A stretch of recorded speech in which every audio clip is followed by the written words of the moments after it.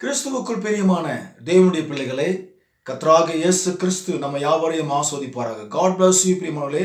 இந்த கிரைஸ்ட் ரெவலர்ஸ் இந்த மெசேஜ் 297 முறையாக யூடியூபின் வழியாய் செய்தியளிக்கும்படியாய் பரிசுத்த ஆவியானவர் செய்த கிருபைக்காக பரிசுத்த ஆவியானவரை கோடி கோடியாக ஸ்தோத்திரிக்கிறேன். இந்த செய்தி நாம் பூரண சர்க்குணராய் இருக்க முடியுமா என்பதை குறித்து நாம் வேதத்தின் வழியாய் பார்க்க போகிறோம். நாம் பூரண சர்க்குணராய் இருக்க முடியுமா என்பதை குறித்து தான் பரிசுத்த வேதாகமத்திலே பரிசுத்த ஆவியானவர் பேசுகிறதை நாம் கேட்க போகிறோம். தயவு செய்து முழுமையாய் செய்தியை பாருங்கள், முழு ஆசீர்வாதங்களை பெற்றுக்கொள்ளுங்கள். அநேக நண்பர்களுக்கு, உறவினர்களுக்கு, விசுவாசிகளுக்கு செய்திகளை அனுப்பும்படியாய் உங்களை இயேசு கிறிஸ்துவின் நாமத்தில் தாழ்மையாய் நான் வேண்டிக் கொள்கிறேன். செய்தியை முழுமையாய் பாருங்கள். நாம் பூரண சர்க்குணராய் இருக்க முடியுமா என்பதை குறித்து நாம் வேதத்தின் வழியாய் செய்தியை பார்க்க போகிறோம். ஆகவே நாம் செய்தி கடந்து செல்வோம். நீங்கள் பரிசுத்த வேதாகமத்தை எடுத்துக்கொள்ளுங்கள். நீங்கள் எபிரியர் 6ஆம் அதிகாரத்திலே 1ஆம் வசனம் 2ஆம் வசனத்தை நீங்கள் பாருங்கள். வேதத்தை பிரித்து நீங்களும் படியுங்கள்.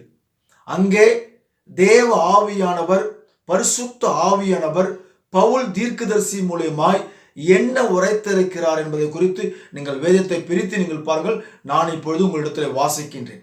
ஆகையால் கிறிஸ்துவை பற்றிய சொல்லிய மூல உபதேசங்களை, கிறிஸ்துவை பற்றிய சொல்லிய மூல உபதேசங்களை நாம் விட்டு செத்த கிரியைகளுக்கு, மறுபடியும் வாசிக்கிற, செத்த கிரியைகளுக்கு நீங்களாகும் மனம் திரும்புதல், தேவன் பேரில் வைக்கும் விசுவாசம், ஞானஸ்தானத்துக்கு அடுத்த உபதேசம், கைகளை வைக்குதல், மரித்தோரின் உயிர்த்தெழுதல், நித்திய நியாய தீர்ப்பு என்பவைகளாகிய அஸ்திபாரத்தை, இது மேல இப்ப நான் வாசிச்சேன் இல்லையா, இது மேல அஸ்திபாரத்தை மறுபடியும் போடாமல் அப்படின்னு பரிசுத்த வேதாகமம் சொல்லுது.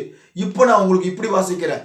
மறுபடியும் மறுபடியும் மறுபடியும் போடாமல் பூரணராகும்படி கடந்து போவோம் என்று வேத வாக்கியம் கூறுகிறது. எபிரியர் 6ஆம் அதிகாரத்திலே 1ஆம் வசனம் 2ஆம் வசனம் அப்படியாக தேவ ஆவியினாலே பேசப்பட்டுள்ள ஒரு வார்த்தை இது. ஆக இதை தயவு செய்து இந்த வசனங்களை பார்த்து கொண்டிருக்கிற போதகர்களே, பார்த்து கொண்டிருக்கிற விலையேற பெற்ற சகோதரிகளே, பார்த்து கொண்டிருக்கிற விலையேற பெற்ற சகோதரர்களே, தயவு செய்து இந்த செய்தியை கூர்ந்து கவனிக்கும்படியாய் உங்களை அன்போடு நான் தாழ்மையாக நான் வேண்டிக் கொள்கிறேன். ஆகவே இங்கே வேத வாக்கியம் சொல்கிறது, நீங்கள் அஸ்திபாரத்தை, எதன் மேல நீங்க அஸ்திபாரம் போடுறீங்களா? எது மேல அஸ்திபாரத்தை போட்டுக்கொண்டே இருக்கிறீங்களா? செத்த கிரியைகளுக்கு நீங்களாக மனம் திரும்புதல், தேவன் பேரில் வைக்கும் விசுவாசம், ஞானஸ்தானத்துக்கு அடுத்த உபதேசம், கைகளை வைக்குதல், மரித்தோரின் உயிர்த்தெழுதல், நித்திய நியாய தீர்ப்பு, அது மேல நீங்க மறுபடியும் மறுபடியும் போடாமல், நான் சொல்லுங்க, வேதம் சொல்லுகிறது பூரணராகும்படி கடந்து போவோம்.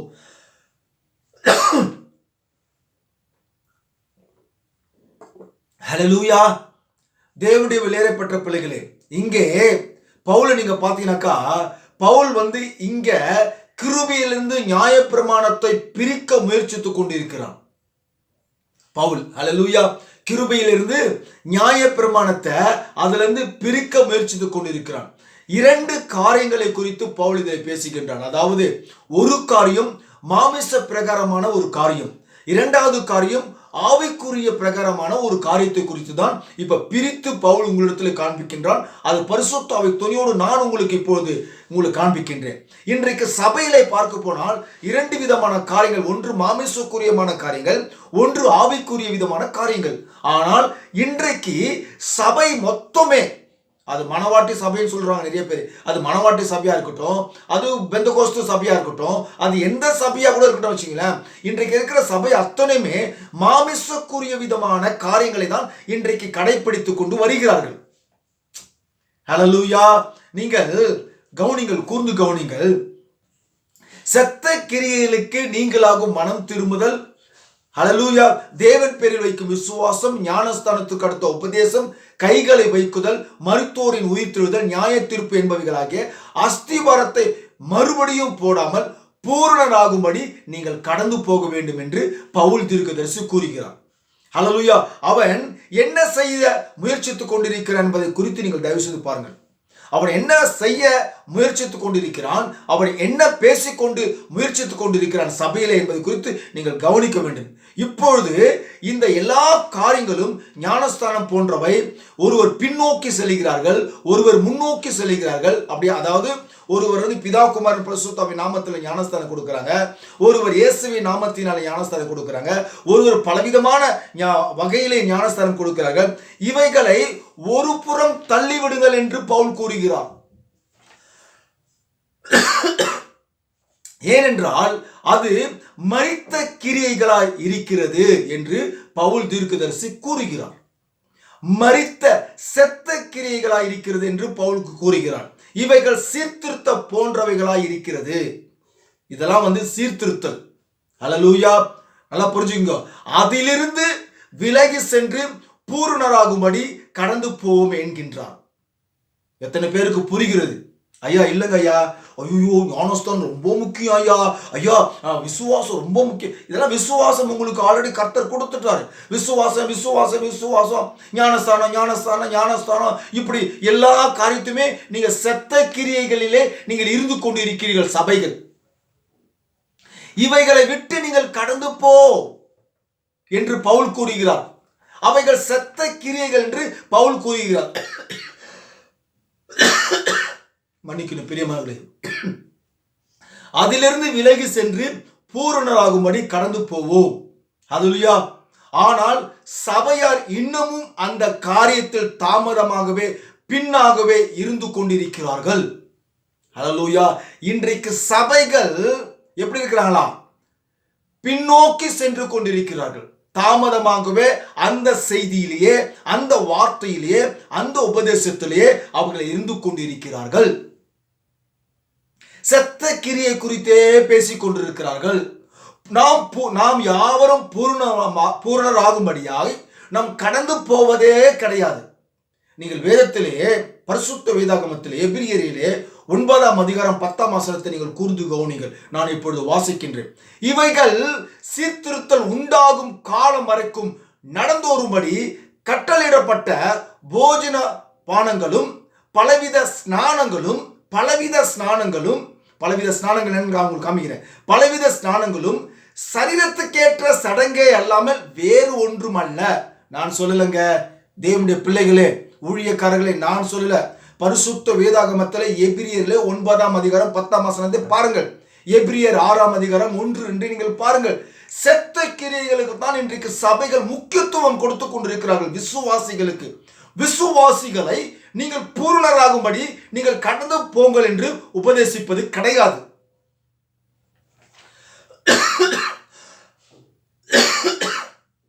மன்னிக்கணும் பிரியமங்களே. ஹல்லேலூயா. ஆக இவைகளை விட்டு நீங்கள் கடந்து போங்கள். சரீரத்துக்கேற்ற சடங்கை அல்லாமல் சீர்திருத்தல் உண்டாகும் காலம் வரைக்கும்.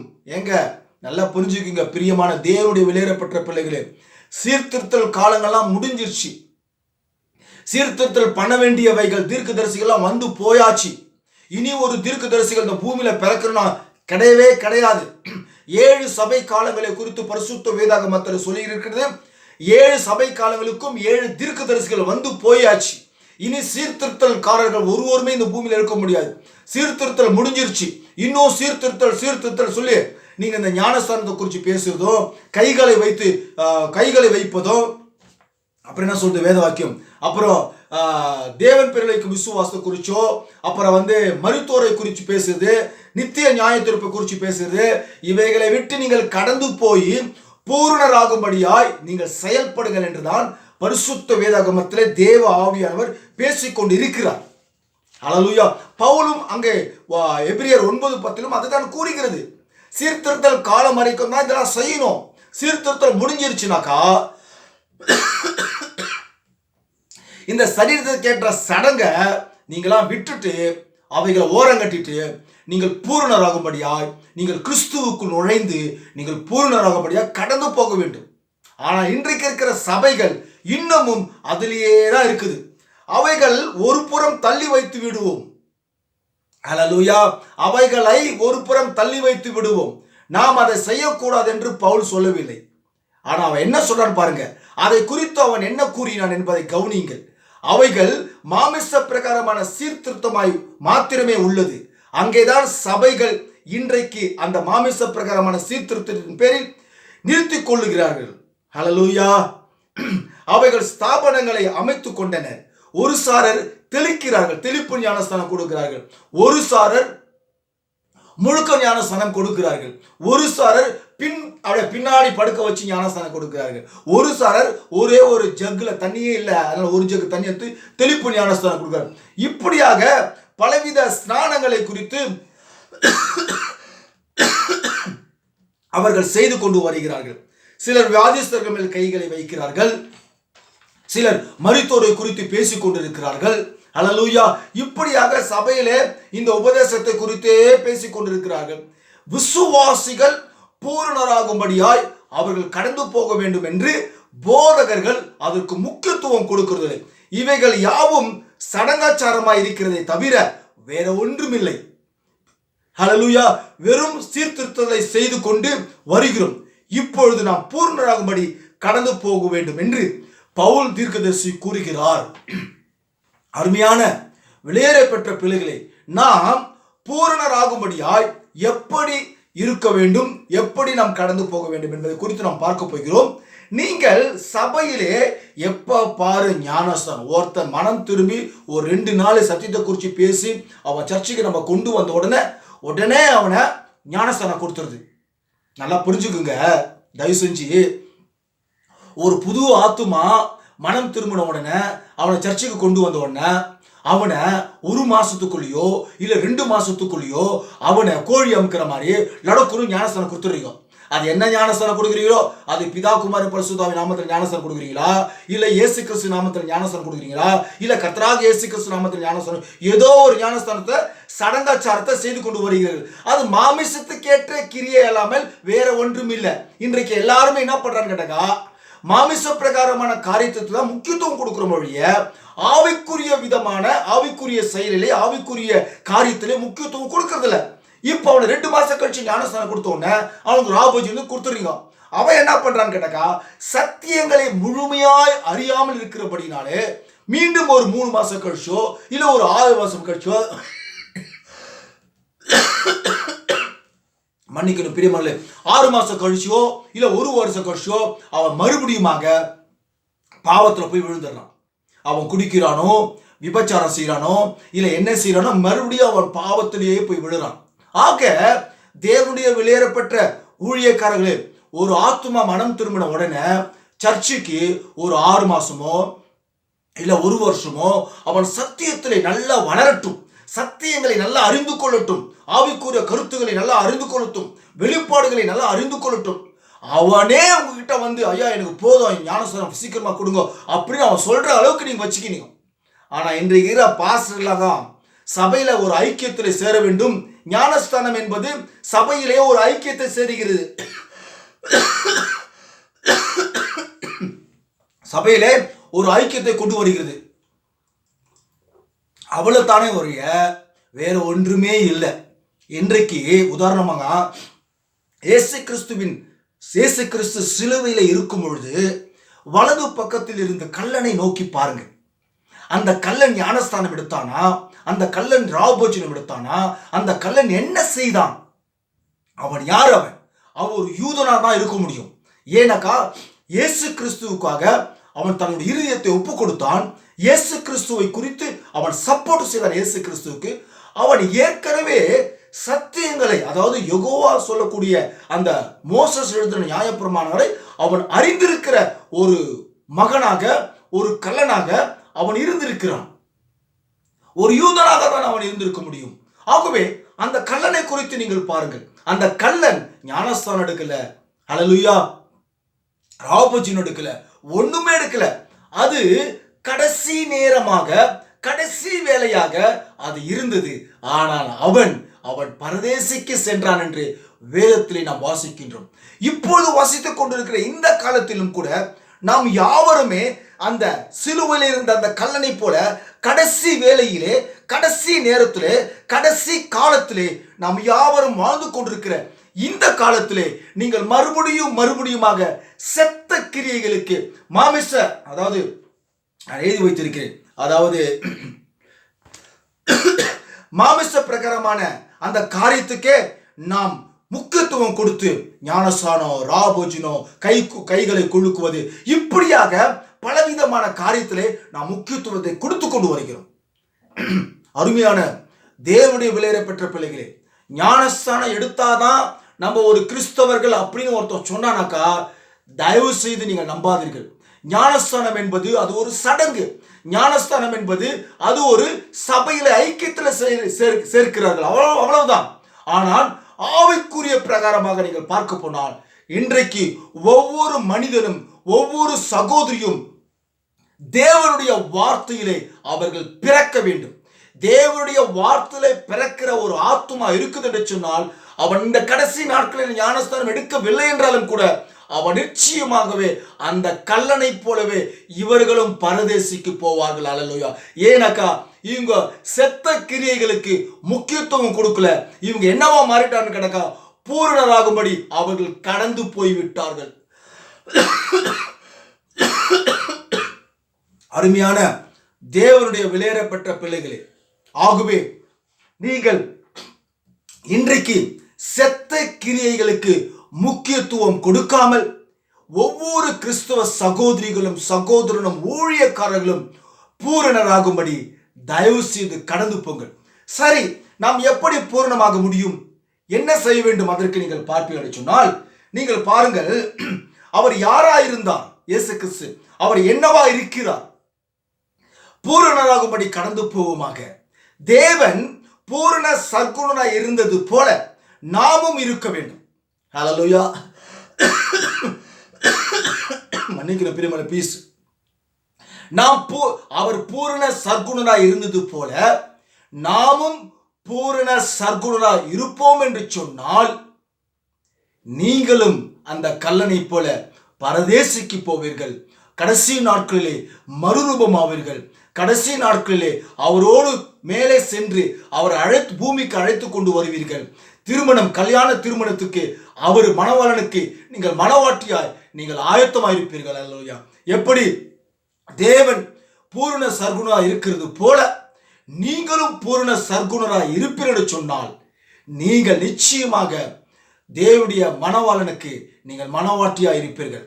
ஆகவேதான் இந்த செத்த கிரியைகளுக்கு நீங்களாகி நீங்கள் கடந்து சென்று பூரணராகும்படியாய் நாம் ஆவிக்குரிய வாழ்க்கையிலே போக வேண்டும். ஹல்லேலூயா. நன்றாக கவனிங்கள். பாவத்தில் பிறந்து அக்கிரமத்தில் உருவாகி பொய் பேசுகிறவர்களாய் உலகத்திற்கு வந்தோம். நம்மை குறித்து ஆரோக்கியமான ஒரு நல்ல காரியம் இல்லாமல் இருக்கும்போது நாம் எப்படி பூரணமாக முடியும்? ஹல்லேலூயா. சற்று சிந்தித்து பாருங்கள் தயவு செய்து. இல்லையா? இன்றைக்கு பூரணமாகணும் சொல்லிட்டு செத்த கிரியிலேயே செத்து போயிருந்தாக்கா என்ன பிரயோஜனம்? இன்னைக்கு ஒரு ஞானஸ்தானம் கொடுக்குறாங்க ஒரு விசுவாசிக்கு. அந்த விசுவாசி உடனே ஞானஸ்தானம் ஒரு பாஸ்ட் எடுக்கும்போது அதை தண்ணியில் போகுது. தண்ணியில் போனோடனே ஞானஸ்தானம் எடுக்குது. பாவியாய் போகுது, பாவமுள்ள சரீரமாய் போகுது. நனைஞ்சி ஞானஸ்தானம் கொடுத்து மேலே கரை ஏறினோடனே ஈரமுள்ள பாவியாக தான் அவன் மேலே வரான். நீங்கள் நினைக்காதீங்க உடனே அவன் பரிசுத்தமாயிட்டான், அவன் தூய்மையாயிட்டான் அப்படின்லாம் நினைக்காதீங்க. இதெல்லாம் பாஸ்ட்டுங்க உங்களுக்கு சொல்கிற பொய். இதான் உண்மை. அவன் எப்படி வரான்னு கேட்டாக்கா ஈரமுள்ள பாவியாக தான் மேலே வரான். அதனால தான் ஸ்பாவம் அவனை விட்டு போகலை. இன்னைக்கும் ஞானஸ்தானம் எடுத்தா அது பிதா குமாரனா இருக்கட்டும், அது இயேசுவின் நாமத்தில் இருக்கட்டும், அது கர்த்தருடைய நாமத்தில், கர்த்தராக இயேசு கிறிஸ்து நாமத்தில் இருக்கும். பாவ மன்னிப்பை கேட்டு கர்த்தராக இயேசு கிறிஸ்து நாமத்தில். அப்போஸ்தலர் 2:32 அதுதான் உண்மையான ஞானஸ்தானம். சரி, அப்படியே கூட அவன் எடுத்துட்டோம். அவன் பாவமுள்ள மனிதன், ஈரமுள்ள பாவியா தான் மேல வரான். ஏன்னு கேட்டீங்கன்னாக்கா அவனை பார்த்தீங்கன்னாக்கா அவனுடைய ஸ்பாவம் இன்றைக்கு கூட செத்து போகவில்லை. ஒரு மனிதனுக்குள் எப்ப ஸ்பாவம் செத்து போதோ அப்பதான் அவன் பூர்ணமாக முடியும். சரி கேளுங்க. இயேசு ஒருவரே பலியினாலே தம்முடைய சபையை என்றென்றைக்கும் பூரணப்படுத்தி இருக்கிறார். நான் கேட்கிறேன், பரிசுத்தாவி துணையோடு எழுதின இந்த வார்த்தைய, இயேசு ஒரே பலியினாலே தம்முடைய சபையை என்றென்றைக்கும் பூரணப்படுத்தியிருக்கிறார் என்று நான் எழுதியிருக்கிறேன் பரிசுத்தாவி துணியோடு. எந்த மனிதனை, எந்த ஊழியக்காரர்களை இன்றைக்கு ஒரே பலியினாலே தம்முடைய சபையை அவருடைய சபையை பூரணப்படுத்தியிருக்கிறார் உங்களை யாரால காமிக்க முடியுமா? நான் கேட்கிறேன், உங்களை யாராவது, எந்த பாஸ்டராவது, எந்த விசுவாசியாவது பூர்ணப்படுத்திட்டார் உங்களால காமிக்க முடியுமா? அப்படி பூர்ணப்படுத்தி இருந்தாக்கா அந்த பூர்ணப்பட்ட அந்த ஊழியக்காரனோ விசுவாசியோ அவன் செத்த கிரியைகளுக்கு நீங்களாகி விலகி ஓடி விசுவாசிகள் எப்படி பூர்ணமாகணும் என்பதை குறித்து அவன் பேசிக்கொண்டு அவர்களை பூர்ணப்படுத்துவான். அப்படி ஒரு தேவனுடைய சபை பூர்ணப்பட்டிருக்கும் என்று சொன்னால் அவர்கள் மரித்த மீனை உயிரோடு எழுப்புவார்கள், மரித்தவர்களை உயிரோடு எழுப்புவார்கள். அல்லேலூயா. தேவனுடைய வல்லமை அவளிடத்திலிருந்து கிரிகளை செய்யும்.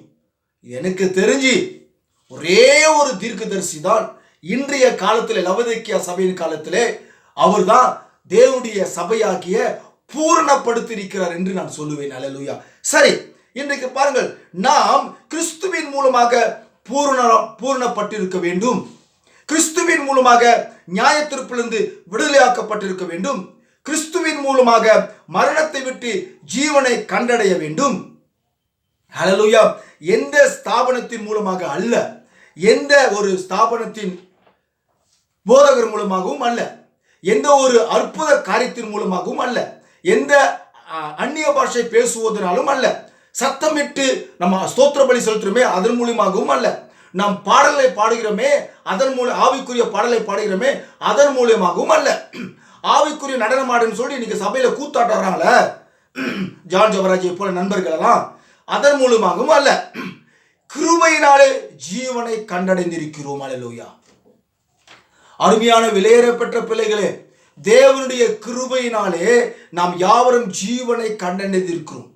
தேவன் மனிதனை தேடி வந்தார ஒழிய மனிதன் தேவனை ஒருபோதும் தேடி போவதே கிடையாது. உதாரணத்துக்கு நீங்கள் ஏதேன் தோட்டத்தில் எடுத்துக்கொள்ளுங்கள். ஏதேன் தோட்டத்திலே அவன் பாவத்திலே விழுந்த பிற்பாடு தான் நிர்வாணி என்று அறிந்து கொண்ட அவன் ஏதேன் தோட்டத்தில் ஒரு அத்தியிலையை எடுத்துக்கொண்டு மறைத்துக்கொண்டு ஓடி போய்விட்டான் செடி வழியாக. செடிகளிலே தேவன் தேடி வருகிறார் ஆதாமை. அல்லேலூயா. இன்றைக்கு தேவன் தேடி வருகிறார் மனிதனிடத்திலே. அல்லேலூயா.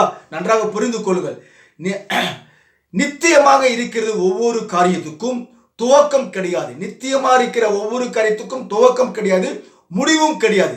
நித்திய ஜீவன் ஆதாரமா இருக்கிறது. அல்லேலூயா. தேவன் சொன்னார், என்னுடைய வசனத்தை கேட்டு நான் அனுப்பினவரை விசுவாசிக்கிறவனுக்கு நித்திய ஜீவன் உண்டு என்று இயேசு கிறிஸ்து கூறினார். ஆக நித்தியம் என்பது அது தேவனா இருக்கிறது. அல்லேலூயா.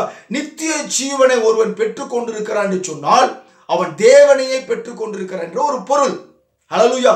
உங்களுடைய பழைய சுபாவத்திலிருந்து நீங்கள் மறிக்க வேண்டும். புரிஞ்சுதுங்களா? பழைய சுபாவத்திலிருந்து நீங்கள் மறிக்க வேண்டும். நீங்கள் ஒரு புது சிருஷ்டியாய் நீங்கள் மாற வேண்டும். நீங்கள் பிறந்ததிலிருந்தே நீங்கள் பழைய குணங்களோடு பழைய சுபாவத்திலிருந்து நீங்கள் இருப்பீர்கள் என்று சொன்னால் உங்களுடைய சுபாவத்திலிருந்து நீங்கள் முதலாவது மறிக்க வேண்டும். உங்களுடைய சுபாவத்தில் நீங்கள் மறிக்க, அது போதகராக இருக்கட்டும் விசுவாசம் இருக்கட்டும், உங்களுடைய சுபாவத்தில் நீங்கள் மறிக்கவில்லை என்று சொன்னால் நீங்கள் பூரணராக முடியாது. புரிஞ்சுதுங்களா? அதனால உங்களுடைய வாழ்க்கையிலே உங்களுடைய சுபாவத்திலிருந்து நீங்கள் மரித்தால் மட்டும்தான் தேவன் ஒரு புது சுபாவத்தோடு உங்களுக்குள்ளே வருவார். அல்லேலூயா. எத்தனை பேர் அல்லேலூயா சொல்லுங்க?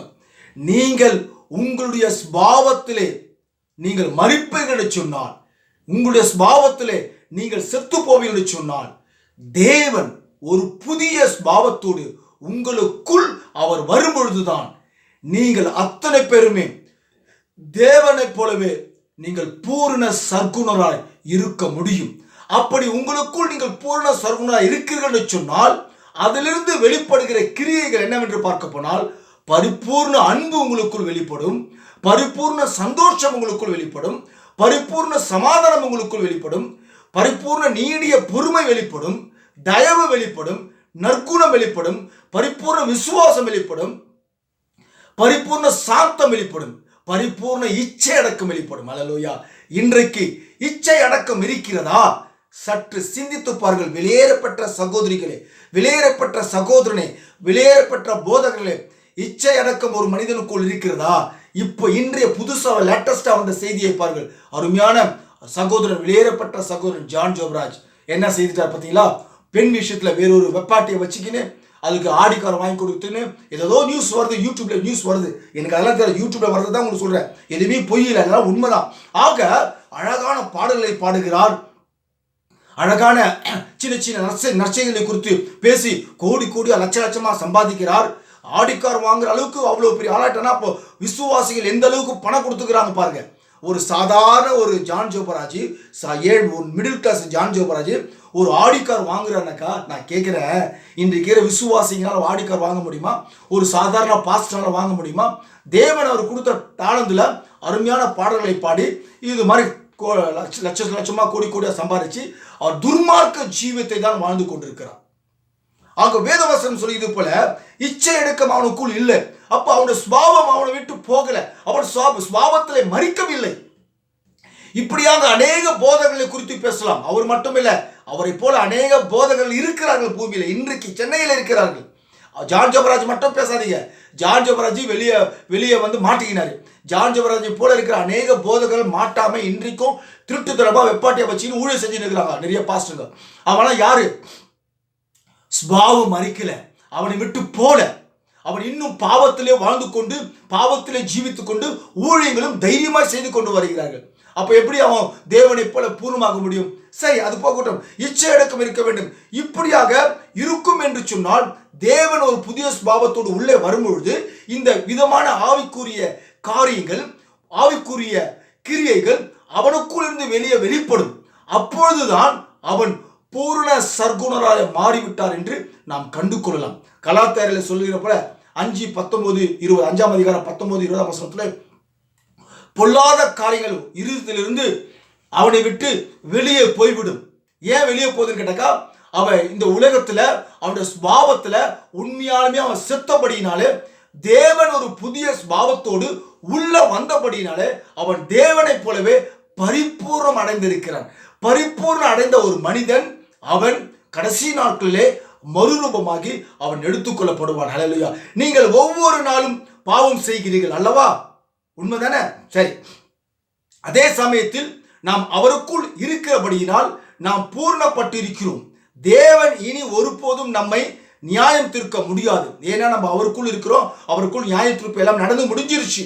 இனி அந்த பரிபூர்ணம் அடைந்த சர்க்குணமா இருக்கிற, சர்க்குணத்தை கடந்து சென்று சர்க்குணரா இருக்கிற அந்த மனுஷர்களுக்கு நியாய தீர்ப்பே கிடையாது. சாத்தா வந்து இல்ல ஒரு பாவின்னு உங்களை சுட்டி காமிச்சா கூட நீங்க ஒரு ரசீது வச்சிருக்கிறீங்க. என்ன ரசீதுங்கிற? நான் நித்திய ஜீவனை பெற்றிருக்கிறேன் ஒரு ரசீது உங்ககிட்ட இருக்குது. அதை காமிச்சீங்கன்னாக்கா சாத்தா உங்களை விட்டு போயிடுவான். உங்களுக்கு நியாய தீர்ப்பே கிடையாது. ஏன்னாக்கா நீங்கள் தேவன் ஒரு புதிய சுபாவத்தோடு உங்களுக்குள் வந்திருக்கிறபடினாலே நீங்கள் யாவருமே பூர்ண சர்க்குணராய் இருக்கிறீர்கள். ஆக இன்றைக்கு ஒரு மனுஷன் அவன் சுபாவத்திலிருந்து மரித்து செத்த கிரியைகளுக்கு நீங்களாகி அவன் பூர்ண சர்க்குணராய் வாழும் பொழுது, கடந்து போகும் பொழுது தேவனுடைய பரிபூர்ண சர்க்குணராய் இருக்கிறது போல நீங்களும் சர்க்குணராய் இருக்கிறபடினாலே உங்களுக்கு நியாய தீர்ப்பு அல்ல, நீங்கள் பியூர் மனவாட்டியா இருக்கிறீர்கள். ஆக ஒரு மனிதன் சர்க்குணராய் இருக்க வேண்டும் என்று சொன்னால், தேவனை போல சர்க்குணம் போல இருக்க வேண்டும் என்று சொன்னால் உங்களுடைய சுபாவங்கள் இந்த உலகத்திலே முதலாவது மரிக்க வேண்டும்.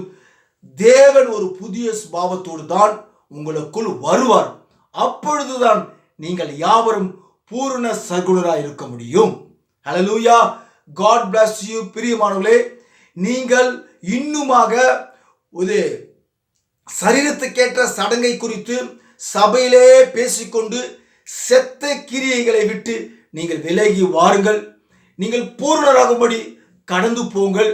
இன்னும் நீங்க முக்காடு போடுறது, ஹல்லேலூயா, லெகிங் பேண்ட் நான் போடுவேன், முக்காடு போடுவேன், இந்த ஞானஸ்தானத்துக்கு முக்கியத்துவம் கொடுக்குது, இந்த ராபுஜந்து முக்கியத்துவம் கொடுக்குது, கைகள் மேல் வைத்து கைகளை குலுக்குவது, ஆவியிலே நடனமாடுவது, ஆவியிலே பாடுவது, இந்த மாதிரி செத்த கிரிகளை விட்டு நீங்கள் பூரணராகுமான சொன்னக்கா நீங்கள் ஆவிக்குரிய வெளிப்பாட்டிலே பிறக்க வேண்டும், வளர வேண்டும், நீங்கள் தேவனுடைய வார்த்தையிலே ஜீவிக்க வேண்டும், உங்களுடைய செத்த கிரியைகளிலிருந்து நீங்கள் மரிக்க வேண்டும்.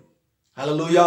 அப்பொழுதுதான் நீங்கள் தேவனைப் போல பூரண சர்க்குணரால் இருக்க முடியும்.